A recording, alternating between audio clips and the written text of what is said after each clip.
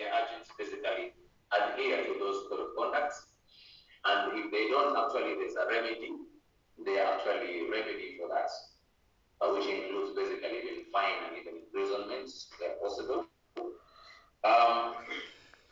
Funding, we expect funding purely to come from the National Treasury. I have seen, and I'm going to talk about that in terms of funding. Last time, I think we had about 284 million for the purpose of diaspora.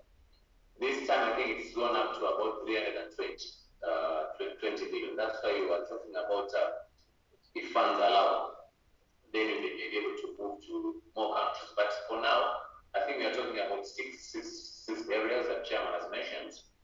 That is UK, Canada, USA, United Arab Emirates, Qatar, and South Sudan.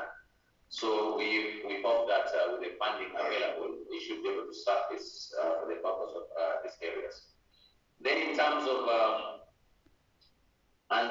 this is something that the Chairman has spoke about. I don't want to take a lot of time in that area, but there are factors that we use in terms of determining whether we should go to that specific area or not. And one of them is basically the number of immigrants, or the number of people who have moved to that specific area, but who have been registered. Whereas you will see from statistics, for example, for USA, with 950, based on what you've been given, I think only few of them basically, for USA, we had 950, but only 54,000 are registered. So what happens to the rest? They may be under the table or what?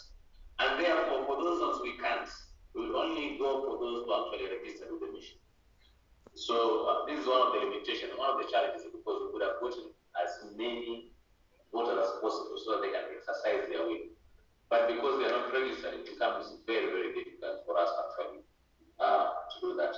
So that's one of the things that we consider. Presence of the mission, we have talked about high commission, embassy, and consulates. Of course, those people have been registered with the mission. Regional community, if it exists, because with the regional community, there's actually less restriction in terms of trade and also in terms of movement. Therefore, we find that there are a lot of people who can be able to go to those specific areas.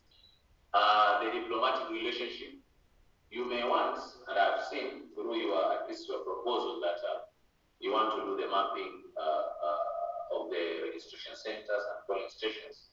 But it depends also again with the relationship that our country has with the other country where our immigrants basically are.